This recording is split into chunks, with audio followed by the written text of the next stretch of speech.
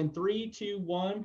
Hello, everybody. This is Dean with the Two Party Podcast. I'm here with Jessica Koch, like Scotch. I had to remember that. So she's here joining us today. Now, she is a sales professional with 25 years experience. And if I've done my due diligence, stalking you with my wonderful skills, you've worked with Fortune 1000 companies like Disney, Verizon, multiple different utility type companies. You have a book that's either out or coming out. I'm not sure. Coming out. Okay. And that's Profiles in Success, Inspiration for Executive Leaders. She is a mother, and we'll dive more into that later. But right now, Jessica, welcome to the show. Go ahead and tell us a little bit about your background, where you're from, and your story. So I was a Navy brat and got to travel quite a bit throughout the United States. And I do have these 7 amazing kids. We have 6 adults and 1 peanut still. She's 9. So she's the youngest. And we had kind of one last hurrah, if you would. I'm having a birthday soon. I'm going to be 48 and fabulous. I'm 47, a few more days, and I'll be 48 and fabulous. I'll be 45 next month. So I'm right there with you. Fabulous. And fabulous. We just, I wish I was as wise when I was younger, but at the same time, I'm like, I wish I had my younger body. Well, we can always go back and get the younger body. That's the good news. I saw on America's Got Talent this woman. She was 75 years old, and she had a bikini bodybuilder body. I'm like, so pretty much if we want to put in the 8 hours a day, that is required to make those muscles fight gravity and time. Yeah. I see people, my son, he competes jujitsu and he trains jujitsu, and then we just started him doing judo and stuff. So I'm obviously in and out of gyms all the time with different stuff. And then, I am an avid fitness person these days. Past 3 years, I've kind of taken that journey on. So I've been kind of hitting the gym myself, but it's crazy growing up, it was always the younger guys in the gym and stuff that I noticed and saw. And then now you look now, like you just mentioned, and there is some senior people in the gym. And I'm not going to lie, they scare me. I'm looking over at a weight rack and I'm watching some 70-year-old guy lift weights that even the 20 and 30-year-old guys can't do. And it's just amazing. It's cool to see that, but at the same time, I'm thinking that's got to hurt, at the end of the day, that's got to hurt, I hope to be that strong and healthy, but it's like, man, you watch him and you're like, ow, that's just painful. That's just painful. But he's not having any trouble climbing a set of stairs. There you go. There you go. There are some people who have a hard time getting across the grocery store at that age. So I think it's all about our choices. And it's inspirational for sure. It's one of those things. And we talk a lot on the show about, fitness. We talk a lot about self-help. We talk a lot about mental and physical, spiritual health, just keeping yourself grounded and balanced all in all. And so I talk a lot about that. And I've experienced a lot of ups and downs in my life. So we discuss a lot of mental health. We discuss a lot of suicide prevention and things like that. So it's good to see people being healthy and trying, because for me, the journey with fitness kind of for me turned into, it is my counseling. It is my release. It is my place where I can go and work out what's going on in my world. And so for me, it is my, for lack of a better term, it's my antidepressant. And we totally need that, I think, stronger than ever before, because, I'm a bit of a cynic. So I really got sick of hearing, oh, you got to get your why. You got to find your why. Yeah. I actually wrote a talk called So You Lassoed Your Why, Now What? Action Steps to Get Shit Done, because I just felt like everyone was out there searching for themselves and finding themselves and their why. And then all this, mindsets and all of that, just heard so much about mindset. And then I'm running into some things in my own life and my own goals and my own business. And I'm like, damn, that's that damn why mindset crap again. That's right. That's totally on point and desperately needed. So, On one side, I'm a big action taker. I'm a big, Mm-hmm. what's the checklist? What do we need to do? Let's stop Yeah. whining about it, meditating about it, and focusing on it and get it done. But really, I have learned and I, of course, had to learn the hard way because it's who I am, that, That's me too. I'm that very hard-headed. we need to anchor on to those things, and those people out there shouting that message, even though, sometimes they shout it to death, or it's like Mm-hmm. when they play a good song on the radio and they just wear that damn song out to Yep. where you were like, okay, it was a good song until you ruined it. Yeah. Until every time I hop in my car, it's on the I know, that's radio. all I ever hear. Yep. But excuse me.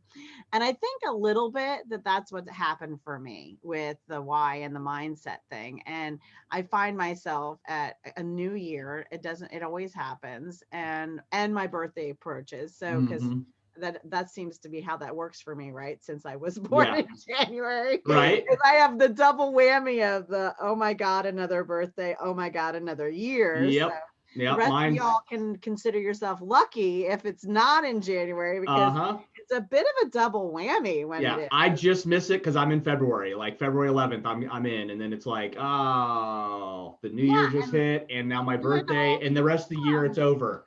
well, then you find yourself, okay, what is it that I really want? Are the Mm-hmm. things that I'm doing in line with that? But I guess we're all going to do that no matter what, at some Yeah. point in your life and your cycle. So I have been in sales and marketing for a long time. I've worked with government entities. I've worked with large corporation. I have clients in 6 countries now. The book you mentioned is out. I'm a chapter in that book. Okay. Was featured and nominated, and working on another in the works. So we won't Very announce it cool. yet, but Yeah. you know, Very cool. if people follow me, they'll find out. Yep. um, I really love the power of marketing, because really it's the power of communication, and Mm-hmm. the fact that it's a power of global communication excites Yes. me. So I do a lot of sales and marketing, LinkedIn and social media training. And that excites me too, because if we use and leverage social media for the power of good, and things like podcasts and broadcasts, and I started my career in sales and radio advertising sales. And, if we leverage these communication tools, Mm-hmm. and then are able to inspire and encourage and share innovative and spark new and innovative ideas with, just by sharing what we're doing now and what is working now, that can have that be put into place in a community on the other side of the planet that really needs that system, process, Yeah. research, technology, whatever, or even can spark an idea that would work for them, that's a little Mm-hmm. bit different than it's being done somewhere else. So that's the part that fascinates and excites me and really inspires my life mission and vision, in line with my business as a consultant for these things, because I get to work with amazing people who have innovative, interesting ideas and solutions and goals, and I get to help them basically smack a microphone on it, right? Right. Or a megaphone, so that we can amplify it Mm-hmm. across the globe in this. Yeah, that's a great way to put it, and I mean a great visual. I mean, it literally is marketing, like you said. It is basically the communication of the world. At the end of Mhm. the day, it's to be able to, and I love the fact that I'm able to reach around the world. We're heard, and what was Yeah. weird is when we first started out, the first biggest places we hit were India, of all places, Mhm. Australia, and we started getting these huge bases, and we got a few in Hong Kong, but then like Philippines and stuff. So we started getting these huge numbers of audience coming in, and a lot of emails coming in from these areas. And I'm like, this is kind of weird. But it's like you said, it is the communication. It's taking something that for me is I'm passionate about. I really want to bring and present guests like you and different guests to our audience. But I also use the platform to encourage, with the mental health, and just kind of encourage people to lift others up and help others succeed. And that's the goal of the platform for me. But it's interesting where I get these emails back from people from around the world, and it's like, how did me? I'm sitting here in Tulsa, Oklahoma, and I don't know why. I still haven't figured out how I got here. But here I am in Tulsa, Oklahoma, in the middle of the United States, and someone in the Philippines is emailing me saying they love the show, they love the guest I just had, and they love the discussion we had. Oh, And for me, it's like that's what it's all about, is reaching one person or touching one person. But the communication, is amazing. It's just amazing that some guy in the Philippines heard the show and was touched by one of the guest comments, and then they give us the feedback. And I really love that. I love that you're talking about the Philippines, because that's my second love. As part of one of my programs is a virtual assistant membership program. And I have built this amazing team and have been a part of many different families' lives from an impact standpoint. And they've impacted me probably more so as I've trained them, I manage them, and I assign them to my clients, and they give support to get a lot of the sales actions and social media done. And they're kind and hardworking and brilliant. And it is a beautiful, I never realized till I did a little research, it is beautiful there. They have places in the Philippines that is absolutely phenomenally beautiful. Well, and it's a beautiful culture. And yes. and mindset. They really care about what they're doing. And I love that. And I love that that's become a part of my company too. So it's interesting that you started talking about them. It's odd, and we have bases. I was looking at some of the different places that you've been just growing up, being with the being a military brat, and I was looking at some of the places: Germany, France, Bavaria, Prague. Now we do have a little bit of a following in Germany, very little in France, but Bavaria and Prague, and then those are places too that we've got emails back from, and I thought that was really interesting. Really cool. It's good to know that the markets you're reaching are markets that are hopefully our audience is listening today, or will catch this episode in the future. But another thing that you just mentioned that is very important to me is the social media aspect, and we know, like, in today's crazy climate, whether it be political or whether it just be our world in general, what I love about the social media is if you go to my I'm just like you, I use it literally for promotion and marketing. If you go to my personal profile on Facebook, you will see nothing but music, and you will see nothing but encouraging posts and uplifting posts. I post nothing political. I post nothing at all that is controversial. And even though I do the show and I do talk about things like that, I just don't want that. I don't live that. That's just not. I'm a journalist. I got my press stuffs right here. I mean, I'm a journalist and freelance a lot of stuff. But I at the end of the day, that's the part of me that has to be involved in it, and I can't stand it, because I get just tired. It's very tiresome to have to deal with all the issues that are going on in the world and try to filter through the truth and all the nonsense. And so with my social media, like my personal page, I don't do any of that. I don't post anything related to that stuff. What I post on there is usually music, which keeps me motivated. I love music. And then I'll post a lot of uplifting and encouraging things, because to me, that's what I want to push off.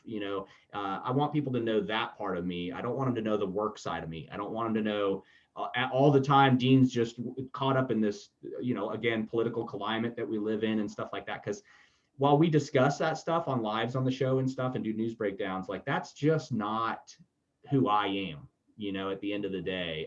For me, it is about, like you said, reaching people and the excitement of working with teams around the world. I get calls from PR, I get calls from different sponsors we get from around the world, and I love it. It's like, for me, that's the exciting part. Like, hey, we have one of the sponsors calling in, they want to talk to you, and I'll throw the headphones off to go talk to them, because I get excited that that's a really cool thing for me to be able to reach out to. And a lot of them we find through social media. I just now started trying a little more with the Two-Party Podcast platform. I started working a little more, trying to push on LinkedIn a little bit through my personal, but also just kind of doing posts and stuff. And I find social media to be very interesting, because I'm actually, as long as I've been on it, I'm still trying to learn it, as far as like learn the algorithms, learn what works best for marketing. The paid advertising is kind of set up how it is, and but at the end of the day, there's so much organic marketing that we can do. Oh, for sure. That'll not only save companies money, save us money, but it's so easy to do.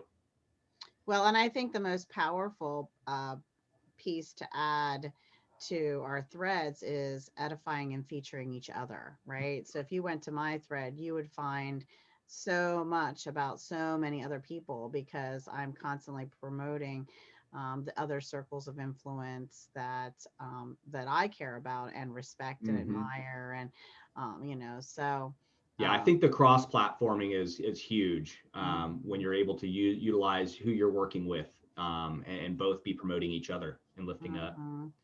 Yeah, for sure. For sure. YouTube's another one that I literally I've had like a personal YouTube I've never even used for years since YouTube's been around. And then we started one for the show. How many podcasts do you have so far? We are literally on our second season. We are in episode 6. You will end up being episode 63 in our second season. Wow. And so that's pretty exciting and it's pretty huge, but we just, I just reached a point where I am and my team's just getting stuff uploaded. Like our show's like an infant. We started in September, like the beginning of September. So we're very new, but everybody and their brother wants to be on. And it's, I don't know what I'm doing right or what I'm doing wrong. A lot of people are like, you're just a good host. You have good conversation. You're very intelligent and quick-witted.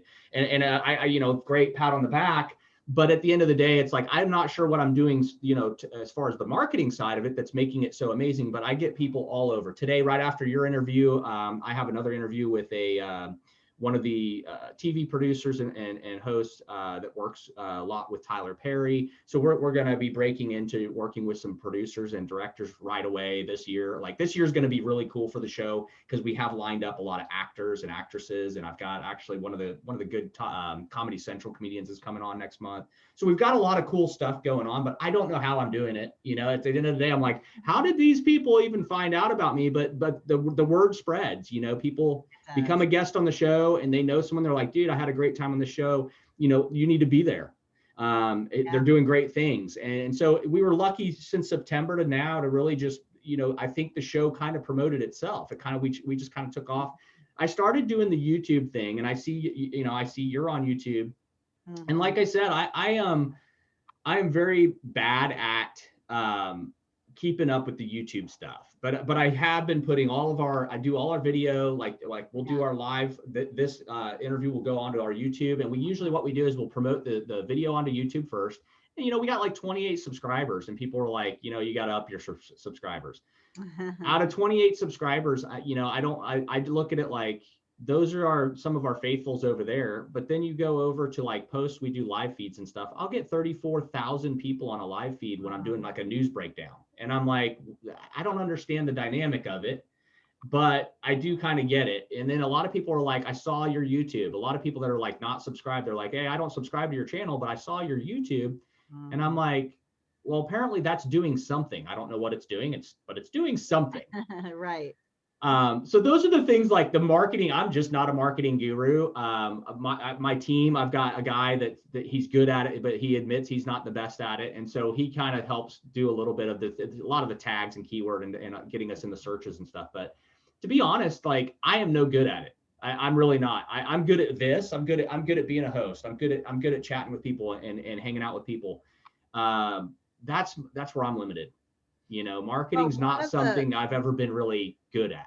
One of the really simple things you can do to tie it's nice when you can weave your content together. And one of the really simple ways to do that is to create an article on LinkedIn for all your shows and then put that YouTube video link into that article. And then you're still driving them to your podcast, to your website, but also to your YouTube channel. And that article is a living micro web page. And so it's kind of the person with the most web pages wins this whole organic search game, right? And that's a micro web page that can be the link itself, as any web page can be emailed or text messaged or LinkedIn message or Facebook message, but it also can be pushed.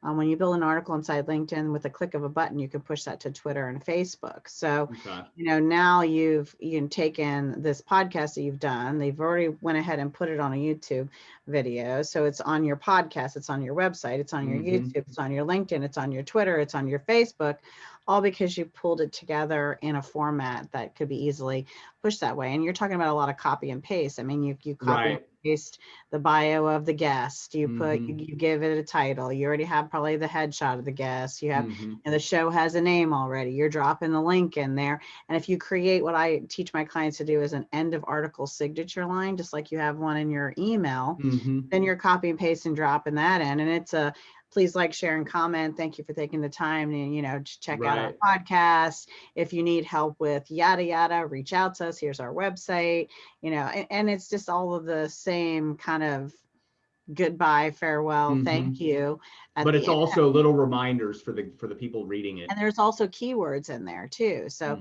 Mm-hmm. So, because you're always, whenever you build anything, this is something else I tell people when I teach, is you're building, whenever you're communicating in the virtual world and online or on a platform, anywhere on in the world of the internet, you're always talking to more than one audience. You're talking to the person that you're trying to speak to, right? Yep. You're also talking to Google. And in some cases, you're talking to the platform as well, right? Right. Because what happens is when you do this engagement and you stay frequent, then you're telling that platform, hey, I'm here, I'm paying attention, I'm participating, and I'm using your tool. And so then sometimes you get gifted access to new beta things and things that come out when they roll out, because you are raising your hand that way, because they're listening too. Right. And then Google's tied into all of that. As well, and all the search engines. Yeah. They're obviously the most popular search engine, but they're listening too. And then of course you're writing it for the human that is going to be finding you and discovering you and reading and watching your pieces. So you have to keep that in mind with everything you build, the different people listening. Right. Yeah, because you're really, like you said, I mean, you're reaching the platform, you're reaching the search engine, and then at the same time, you're trying to reach the person that you're targeting, as well as you want it to be something that's going to reach the new people. You want to be bringing in new client or new people through that marketing. What are some of the things, just some tips you can give to some of the audience, as far as, like, let's say we have some audience members that are just maybe starting new businesses and they're trying to, kind of like me, they're just, I've owned a million businesses. I've just never done the marketing personally. And so I've always handed that off. And then with the podcast, I've kind of been trying to be more organic and doing a lot of it myself, even though I'm horrible at it. But what's maybe some key tips you would give that you give maybe in some of the speaking stuff you do and consulting, maybe that you could give to our audience, just some quick tips that would help them maybe lift a business off the ground, or maybe promote a small business that's struggling right now with everything we've had in the past year. Well, really finding something that's consistent for you. So like I have once a month for my clients, I do a class. It's the first Monday of every month. I always do it like clockwork, like they always know it's coming. So when do your podcasts release? I've been trying to do once a week. We've actually got a nice little backlog of release schedules for interviews. So we're trying to do like one a week. But we're also trying to do a few highlights as well. So we're trying to do, like, every once in a while, we'll get some bonus episodes that we just kind of throw in. But once a week's what we're targeting. Followers know that every Tuesday at 6 or every Tuesday at noon or every Tuesday at whatever the day and the time is, if they know like clockwork, they can count on something popping up from you. And getting that notification and having that be an event that's regular.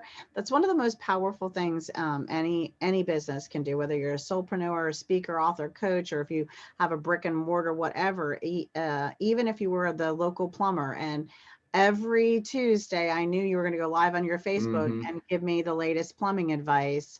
You begin to build a following. And whenever someone thinks about a plumbing need arises, you're going to be the first one they think of. So it doesn't matter if you're an old school business or a new, innovative network marketer and online business, right? If you can do something consistent and your following begins to rely and count on that, that is huge. The second step is to not just market that event in Facebook and LinkedIn events, right? Or in Eventbrite events. If you keep it to those three, then you're constantly hounding your same current audiences. These are the people already watching you. Yeah. You got to branch out. So there are about, my team and I have built, and for the clients that we do work for, we've built a list, and I think it's up to 25 different places you can register your event for free.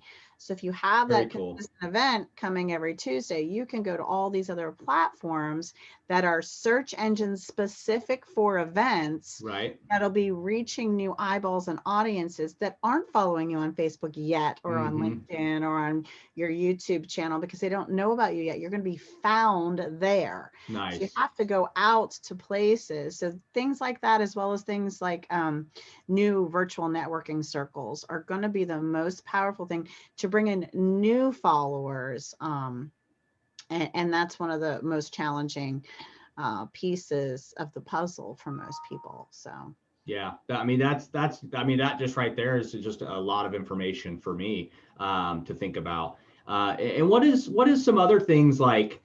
Obviously, we've gone through 2020 was just kind of, it shouldn't be spoken of. It's been a hard year for business. I mean, at the end of the day, it's been a rough year. No matter who you are and what level of, whether you're successful business that made it through, or you're a business that just is struggling. What are some tips you can give for just helping, maybe just helping people market just enough to stay in the niche, just enough to stay, you can't really sustain any business without them actually putting in the work. But at the end of the day, maybe some advice that would help with a business that maybe has suffered, their numbers have gone down because of the pandemic or because of losing sales. What is something where maybe they can try a different angle of sales to kind of branch out and reach up? well, so what we were talking about a second ago was more marketing. Mm-hmm. Sales are more immediate results. So that Yeah. marketing and that long-term pipeline you have to have, because that is the dance partner of sales. Yep. But sales is more immediate income and revenue stream. And the number one thing that most businesses make a mistake with, even if they're thinking, oh, I'm business to consumer, or I'm a small business entrepreneur, Mm-hmm. or again, doesn't matter whether you're that plumber or you're that author, speaker, coach, or selling an online course, or whatever it is, right? Yeah. The number one mistake that everyone is making is not having a specific researched targeted prospect list. You should have an Excel sheet, preferably a CRM, but start with, even if you just have an Excel sheet of 100 to 300 businesses, and the decision makers at those businesses, and all of the details of who you want working with you, because you Right. know you can serve them, right? And the So other, kind of a targeted list of an exact who's your targeted, reliable sales, who you can work with, and there's work there or yeah, sales there. right. So if Okay. you know that you work really well with IT companies, like as a consultant, or even if you just know that because you already have a reference in an area, or with an industry, like Mm-hmm. you've had success with a client in a certain industry. I'm going to use hospitals as an example. I know it's a big one for some people, but I worked with a hospital and in sales, and when I had the success with them, I had them write a written letter of reference on hospital letterhead, and then I Mm-hmm. approached the team that I was working with there to say, how do I work with other hospitals throughout the country because Right. of the great stuff we've done with you? And they hooked me in to speak at associations and present and look at their learn about their buying groups, and gave me introductions. And so then I began working with hospitals all across Mm-hmm. the country. Well, a hospital is also an anchor business in that region, right? Right. So then I used that same letter of reference, and I anchored and farmed the major employers in that area, leveraging the fact that I had worked with the local Yeah. hospital, Yeah. right? So I leveraged that relationship two ways. And I had to do the research, though, to find out those major employers in their Mm-hmm. area. And so there are databases and tools that are free and available to you. They're actually really expensive. They're not free, but they're I was paid gonna for. say I know some of them probably aren't. They're paid for by your tax dollars in the library system. So you Yeah. can access several really high level, high filter databases to create this research, if you know where to look. Right. In the United States, the three main tools used or purchased by the library systems for Mm-hmm. databases are A to Z databases, which is the best one, Yeah. Reference USA, and Hoover's, and they have hundreds of filters in them. And one of the things you want to be filtering when you're searching for these businesses that you want to work with is their annual revenue. So if Right. you have a $25,000 video production package that you're trying to sell to a small Mm-hmm. business, that small business needs to be making between 5 and 10 million at Yeah. minimum in order to invest in a $25,000 video package if that's what Mm-hmm. you're selling, right? So Yeah. this For is them to even have the money to invest. for Right. them to even think about wanting to use your service. So you're doing yourself and the businesses you're You're talking kind to. of saving yourself a lot of time by doing this research, even though you're doing Yes, the work. I mean, it's saving you a lot of a time. ton of time I because picture a lot of people that still do the door knocking, the ones that you see the yeah, no soliciting, and then you still got the guys yeah. that come in and they're soliciting when I'll be sitting in a waiting room and someone comes in and they're, hey, we're with so and so. And the people are like, we're good. It's like you're saving yourself a lot of foot time and a lot of Mhm. door to door time by doing what you're saying. Well, because the fascinating thing is there are tons of businesses who want a well-produced corporate video Mm-hmm. for themselves, and they're your fans and your window shoppers, and you may think they're your customer because they're interested, but Yep. they don't have the resources to back that interest, Yeah. right? So you want to So target people that are yeah, generating money. They're that obviously doing need well. you, that you have Yeah. success in that industry or in that niche, and can afford you. So Yeah. you need to have the recipe of all those things Yeah. in your sales process for you to have much quicker success. And then the other key is learning to present to the different personality types that exist. Mm-hmm. Because from a buying standpoint, I just got another certification last year for a system called Bank. And there's lots of there's DISC and there's all these Mm-hmm. personality things, but this one's really focused on what moves people to action from a buying standpoint. What are the Right. values connected to them on how they make a decision to make a purchase? And for that, it's truly fascinating because people think, oh, it's, sales is a numbers game, but it isn't. It's a people game. And so if you Mm-hmm. can pay attention and pick up the cues of the values of that person who's going to make the decision to work with Right. you, then you're able to shift and adjust your presentation style. Because if you're working with someone who's more knowledge based or Mm-hmm. blueprint based or action, you have to figure out where are they You coming have to be able to adapt. Yeah. because then you can shift the information. You don't want to give graphs and figures and facts and numbers to someone who is a much more community nurturing action person. Right. They just want to know, how is this going to help me, my business, the Yep. team, and the community, and how quickly can we get it done? But if they're more knowledge and blueprint based, they're going to want to know what are all the steps we need to take to Yeah. do it, what's all the science in the They're going to background, want more of a what's all the logical look at it. Yeah. technology. Yeah. So you need to know how to present, because that is how you get more yeses, not by meeting more people. It's by learning to read the people and shift your presentation once you have that first appointment. Yeah. And That's I find with sales, and I've only done a little, I mean, I've done some sales, but not a lot. I don't consider myself the best salesman in the world, but I will say, I've always found that my best success is just in the personal conversation and communication. I've never been one to be able to set up a whole demonstration, and I could never be one of these guys sitting at Sam's Club trying to sell you a product. I wouldn't be that guy. But I could definitely talk about a product and promote it that way and have a good communication of what I like and don't like about it. And I'm probably better that way of a salesman than I am if I was trying to do some kind of demonstration for somebody. I'd probably screw that all up. But I think that it is key communication, and like you just said, what you touched on is communication, but also reading the cues, body language, understanding somebody's personality, and a lot of people are like, well, I just don't know the person.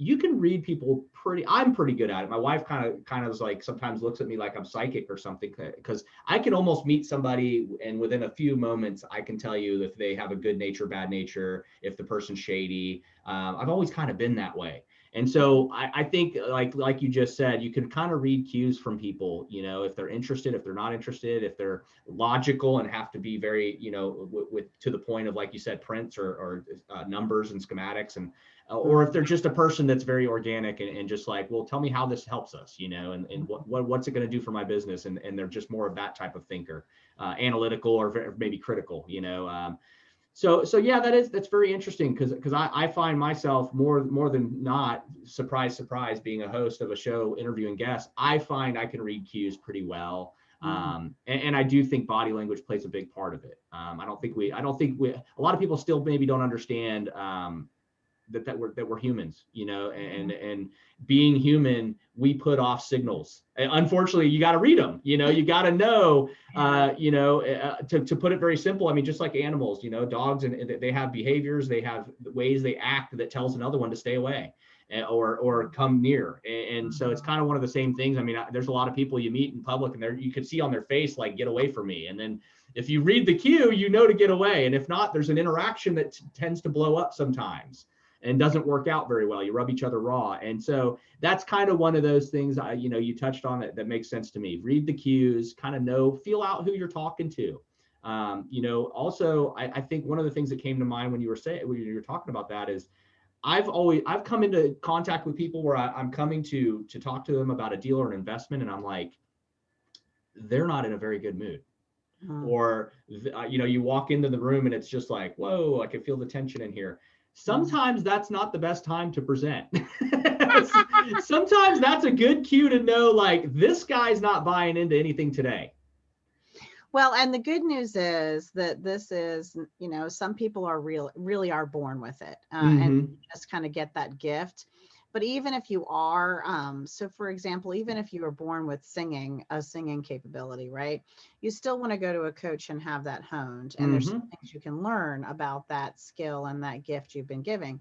But even if you feel like you never have a clue what anyone's thinking and you just aren't naturally good at reading people, the good news is this is a learned skill. So there's a technique and a process in learning it, as well as nowadays, coupled with that, an artificial intelligence. So a tool and a software that goes with that to gives you support to help you figure out how to communicate, how to alter your presentation and things like that. And I'm certified in some of that technology and in the intelligence. As a matter of fact, it's 6 intelligences that we cover in a 12-week course. That's a program that's available. And I just got asked to do it for Microsoft's leadership team. So it's definitely something that is beneficial for both your family, your business, growing your business, but even just inter-business interaction, right? Yeah. So that's one of the reasons that we're doing this training with Microsoft's team, is really it'll help them in their home life and their business, especially from the work from home standpoint and communication within the family, but also within through the team members and in between interacting with other coworkers. So whether you're trying to grow your business and present to a prospect, or just interact with your staff and your team better, or even your family better, these intelligences help because they cover emotional, spiritual, personality, sales, business, and artificial intelligence. So you get to cover this whole gamut of the whole person, because the whole person is in all of these places. You don't go to work and leave your spiritual and your emotional at home. That comes to work with you. And I think it's important to understand each person, like you said, that person's coming to work is the same person that's going home. But in different situations, us as humans, we react different ways. When we're under pressure or there's a deadline, some people handle that really well. I'm one of them. I'm one of those people. My wife yells at me all the time. I can go literally right to the finish line, and I can finish out a complete house remodel. And she's going, holy crap, why do you put that on you? And I'll do it. Like I'll be down to like 2-3 days and I'll finish out a house remodel. And she's like, holy crap, that's weird that you even put the stress on yourself. But when I could have done it a week before. But I opened my schedule up for something else. And so I'm one of those people, like, while I try not to do it, I'm one that works very well under pressure. I stress out, I get a little bugged out, and then I set a plan. And as soon as that plan's in motion, I complete it. I've never missed a deadline. I love it. And then I think it's just the nature of who I am. I'm one of those real adrenaline type people. I always was when I was younger. And I think that's part of it, is like, I can push myself to the deadline and I know I'll get it done. But like you said, different people, but they're the same people, but under different pressure, some people perform better. And like you said, knowing those 6 things, knowing how to interact within a company, even with your clients outside of the company, is a really good thing. And I'm going to show my age here. I worked for a company that was a affiliate of AOL back in the day. And now we're talking back in the day. And that's kind of what they did, is they had meetings where they kind of taught some of the employees new skills and coping skills. And then they enforced that you use them throughout the day. And it was kind of a neat thing they did, because, throughout the company, you were supposed to use these new skills. And sometimes it was really silly. We'd all make fun of it, because it was like how to be nice and how to communicate and be friendly with someone you don't really care for or whatever. So you'd be walking around. It was always like, hey, how's your day? And there was a whole day you had to like kind of fake like you were a nice person, even if you were having a bad day. But slowly, like, it did change the environment of the workspace. Where everybody, and this was a place that employed, I mean, we had over 500 plus people on 3 different shifts. And so it would like, it was a very diverse place. So you were dealing with people from all different backgrounds. And so it was really kind of weird. They'd have these meetings and you're sitting in there with people that absolutely want nothing to do with this. And then you have people that are like trying to learn this for their career. And then as soon as it was like meeting over, break, and everybody break, and then everybody has to act a certain way or do a certain thing. And that's what you're producing that day. And it was really a neat experience. But you did learn, like, some people just don't function a certain way under certain pressure or stress. Right. For sure. Yeah. And I think that's important to have. So yeah, I was excited to have the opportunity to add that to my certifications last year. I'm always adding and improving, doing I something. think you have to. I mean, to be successful, I hear a lot of people, even old school, mom and pop places that are still brick and mortar, they make a few changes every decade, but you're like, if you guys just made little changes more often, it would probably help your dynamic. And it is interesting to me that we people forget, we're humans, we're able to reason, we're able to adapt. Our whole nature is about evolving. That's what we are. We evolve from young little hoodlums up to being adults and maturing, and then having to deal with back life. to little hoodlums again. And then we go back to senior citizen hoodlums again, harassing our family at an old age. That's right. Yeah. So it's one of those, like, I just find it really interesting when I see people struggling, and I'm like, all you need to do is kind of make a shift or learn a new tool or coping mechanism for certain things. And it's available. That's the thing, I think, is more than ever, we have this technology, we have the internet, we have all these amazing tools at our fingertips, our phones. I mean, these things are, I can't tell you how many times I've been on the fly and my phone has saved my butt on something, answering a question for a client or looking up or researching something. It's just one of those things, like, you have to always improve. You always have to, like, new certifications. I don't think there's ever, I've been in construction. That's one of the businesses I've been in for 27 years. I hate it. My husband's the licensed general contractor. I'm a general contractor, and I own a business here, and I call it my 7-year itch. I have a background in computer engineering. That's what I went to school for. I owned a computer repair business for many years. I got sick of it. I get this thing I call the 7-year itch, where I'm in something and I get tired of it after about 6 to 7 years, and then I totally pivot off to something else. And construction has been the one thing in 27 years of my life that I always pivot back to, because I find I do enjoy working with my hands. And as much as I'm very the before and after too.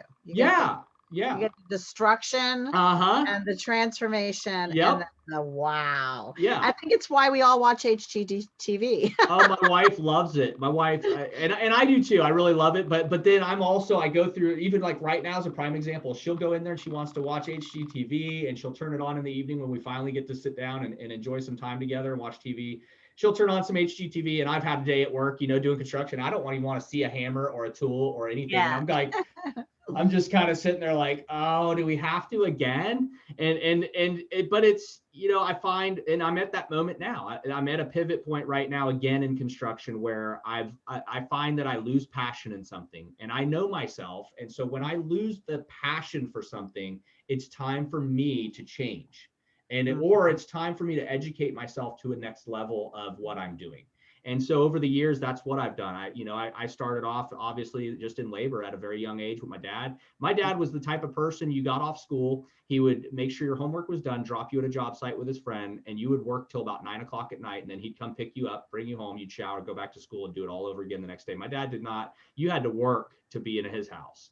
And so from a very young age, that's just all I knew. So I was able to, I was blessed to learn trades at a very young age the right way through guys that didn't play around. They were there to work. And so that work ethic, plus my dad just having a very strong work ethic, kind of built up to where I'm kind of the way I am. And so I reach a point where I'm like, I can grow, with construction the past 6 years, since I've been in here in Tulsa for 6 years, building up the business here. And I built this construction company from the ground up. We've had no issues. We've met every deadline. I don't think we've ever had a client complaint or not pay or anything. We've just really been successful at building this one here.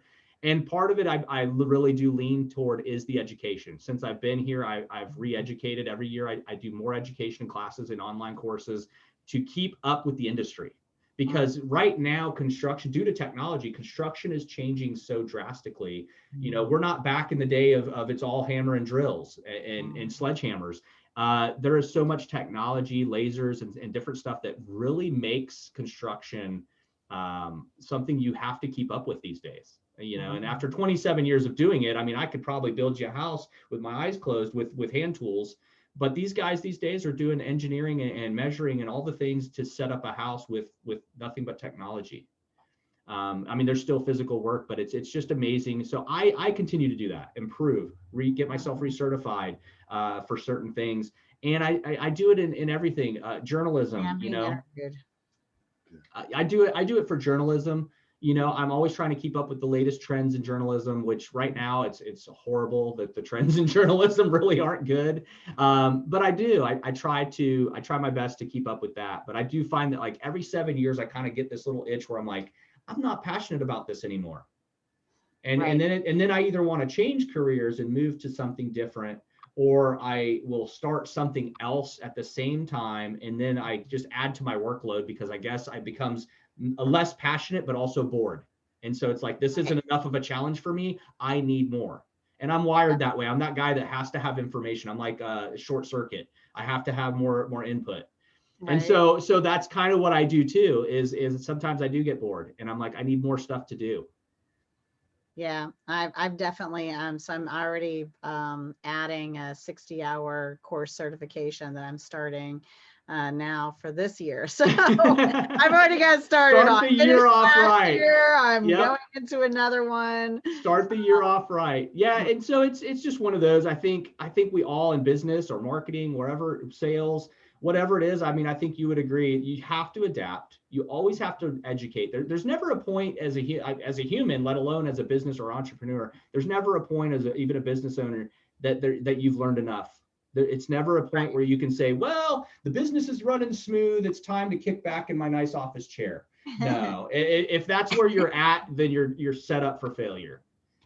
Yeah, well, I think it is a good thing to begin to put the business on autopilot so that you can just check in with it and sit on the beach at some point. I'm okay with that. For sure.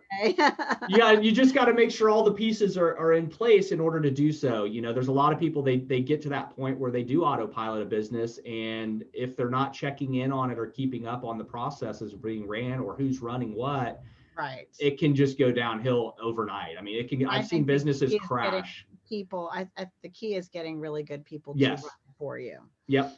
It's partnering and surrounding yourself with good people for sure, and employing good people. So tell us a little bit more. I know we're getting a little shorter on time, but tell me a little bit more about some of the consulting you do, maybe some of the classes you teach, some of the speaking you do. Tell the audience a little bit about that, and maybe also some information where they could find those.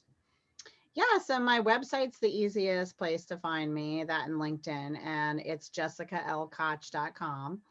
And we do sales and marketing, LinkedIn and social media training. I have LinkedIn classes. I have speaker courses where I help other speakers get more speaking engagements, because I've been doing it for 25 years throughout the country in your traditional associations, government entities, and trade shows and places like that. And then recently, in the last couple of years, I've also been speaking internationally.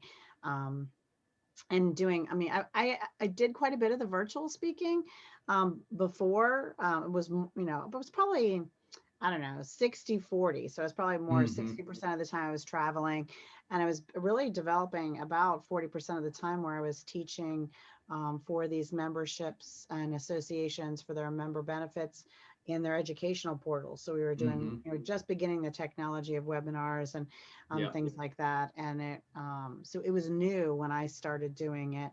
And now it's, in the last 5 months, I've been a speaker on at least 30 different virtual summits. So, All right. That's and huge. well, when I think that's also how I catapulted into having clients in 6 different countries, right? Mm-hmm. Is because you get this opportunity that even though it's a virtual summit, it's still who organized the summit. So I spoke for Right. a conference organized out of Norway. I do a ton out of Canada and Australia and London. And so even though anyone in the world can attend them, the concentration of people who attended are still wherever the person is physically located. So I find it kind of fascinating Yeah. Yeah, for sure. and engaging in that. So yeah, I'm just having a blast. So if someone needs to get more things done with their sales team, then we have a program for that with the virtual assistant membership. If they're looking to save money and have an audit done, it's no result, no fee for their business expenses. We have a program for that. So we do a lot of sales growth and cost savings. The whole idea is grow your profits from seed to orchard, sell Mm-hmm. more, spend less. And so those are the kinds of things between outsourcing work and having expenses reviewed and having your sales growth occur and learning about LinkedIn and leveraging social media or learning about how to get on more stages. Yeah. All of these things grow your sales or save you money.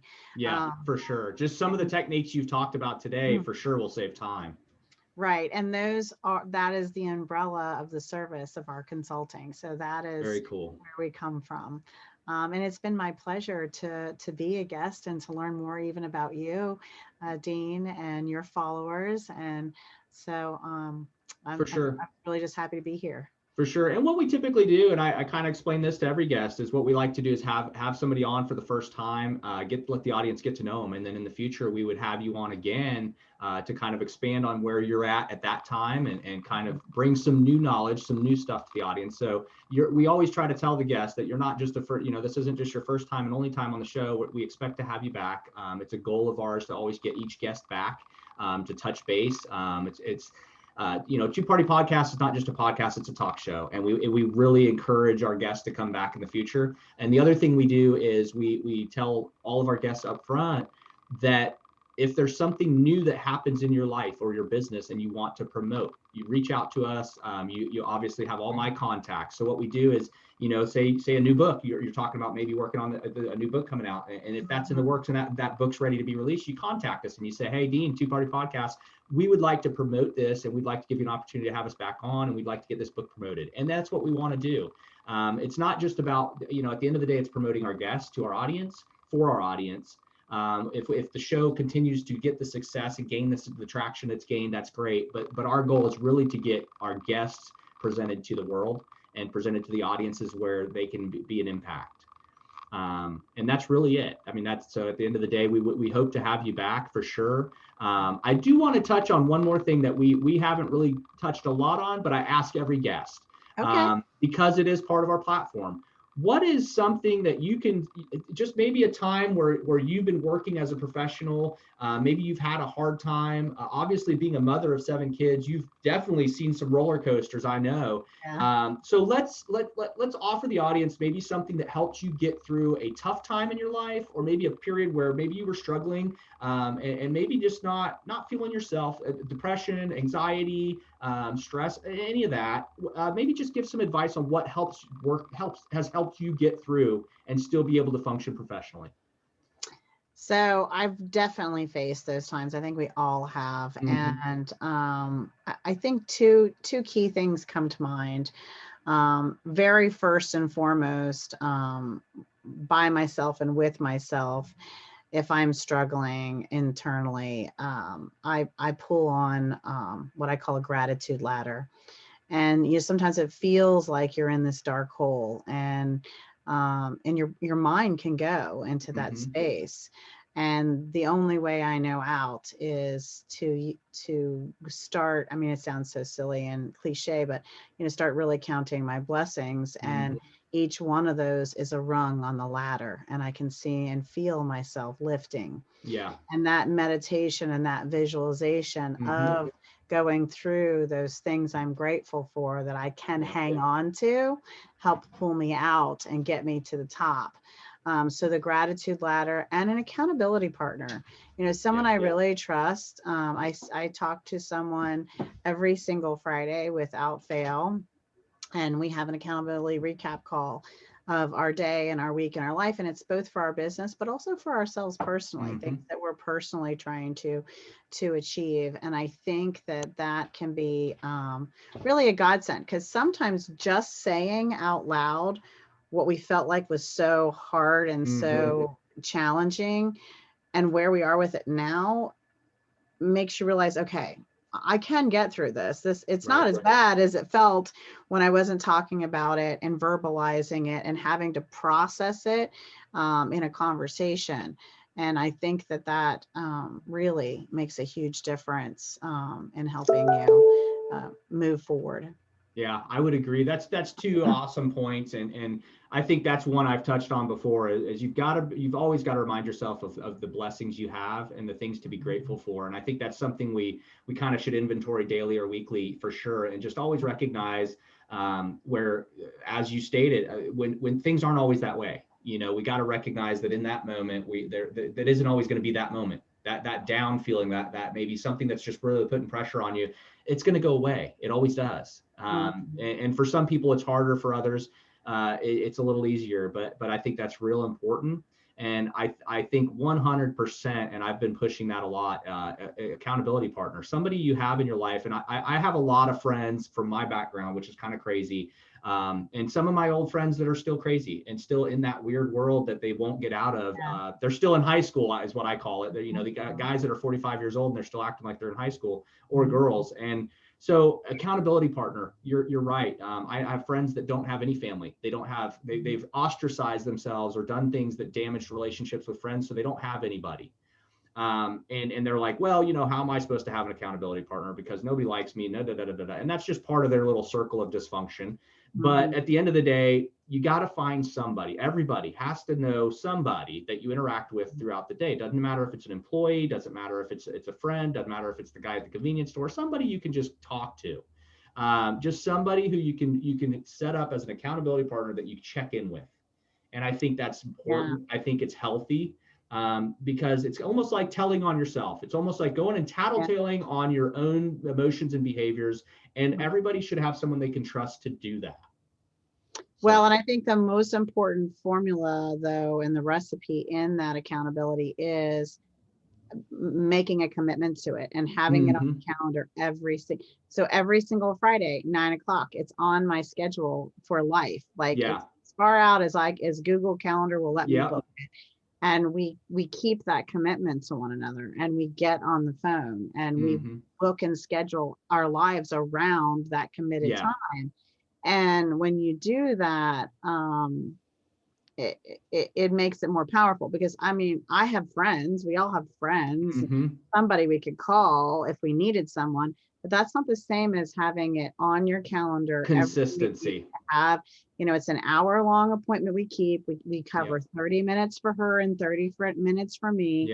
And we typically try to say, okay, what are the 3 things we're going to tackle next week? What are the 3 things, 1 to 3 things we have to point out that we're going to try to achieve. And they can be, again, for personal, or they can be for business. But, we need to, helps us pull some clarity.